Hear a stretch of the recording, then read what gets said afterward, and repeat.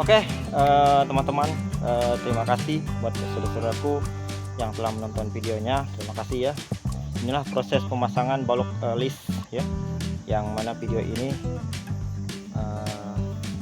semoga memberikan wawasan dan pengetahuan buat saudara-saudaraku. Nah ya, jadi pentingnya dalam pemasangan balok list ini sangat teliti, akan menghasilkan hasil yang memuaskan ya. Jadi kita harus teliti teman-teman ya. Nah dari kemarin video saya bagikan step by stepnya, tekniknya sudah saya bagikan teman-teman ya. Silahkan ditonton karena dari video itu tidak ada yang saya tutupi, itu real, dan silakan dipraktekkan. Saya yakin pasti teman-teman bisa menghasilkan lebih bagus lagi, lebih mantap lagi dari yang saya bikin ya.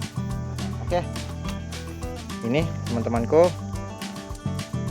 Oke teman-temanku ya, ini cas ya, saya coba jelaskan. Ini ada sambungan karena kemarin untuk ukuran panjangnya list yang kurang sedikit pas, jadi saya sambung bagian sini. Namun untuk disambung jangan lupa dipasang lagi seperti ini tajuk teman-teman ya. Jadi untuk sambungan yang di sini kita pasang tajuk di bagian dalam. Nah, jadi ya ini kan sambungan cas ya. Jadi sambungan ini wajib kita pasang tajuk seperti ini.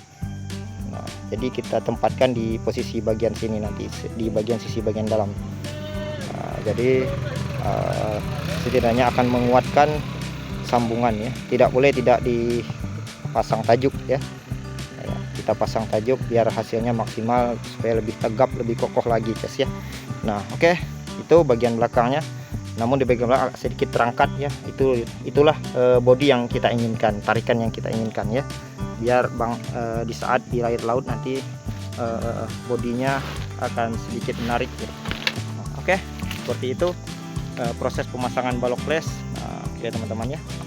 Saya yakin ini pasti akan kokoh, bisa bertahan belasan tahun. Amin, mudah-mudahan ya. Oke, untuk di bagian haluan sudah terpasang semua. Nah, oke, itu panjangnya ini kurang lebih 13 meter guys ya. Jadi dari ujung sana. Nah, untuk di bagian ujung sini kita ukur nanti ya. Nah, untuk di bagian ujung ini, dari ujung sini, nah coba dari ujung sini ke ujung situ 1 meter, paling tinggi panjang 1,5 meter. Jadi untuk ambin-ambin, kalau saya bilang itu ambin-ambin ujung 1,5 meter, standarnya 1,30 meter ya. Jadi sama, harus panjang dari sisi kiri dan kanan. Nah seperti itu. Nah, untuk bodi tarikan seperti ini, agak sedikit lentik ya, agak sedikit lentik. Nanti hasilnya di saat di laut pasti akan bagus kita pandang. Selain kokoh, model juga dibutuhkan ya.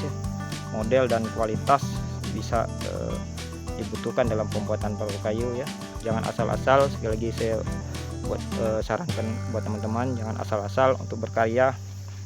Harus teliti bekerja, jangan sampai asal-asalannya, karena perahu ini usahakan dipakai sampai belasan tahun ataupun puluhan tahun ya. Jadi tidak perlu lagi buat perahu berkali-kali, irit biaya, irit bahan ya. Buat apa bikin kalau masih tegap dan masih kokoh ya. Itu yang selama ini yang saya tanamkan dalam pikiran saya ya.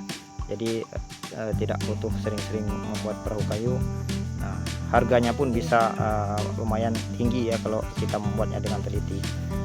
Selain kokoh, model, hasil itu yang dibutuhkan. Jadi masalah uang itu tidak dipikirkan kalau hasilnya memuaskan. Oke teman-teman, kemungkinan untuk videonya cukup sampai di sini dulu. Ditunggu video-video saya selanjutnya. Terima kasih buat yang sudah menonton videonya full durasi. Jangan lupa selalu bersyukur yang Tuhan berikan untuk kita, khususnya pada saat ini. Sekali lagi ucapannya, salam buat keluarga. Wabillahi taufiq wal hidayah. Wassalamualaikum warahmatullahi wabarakatuh. Bye bye Ces.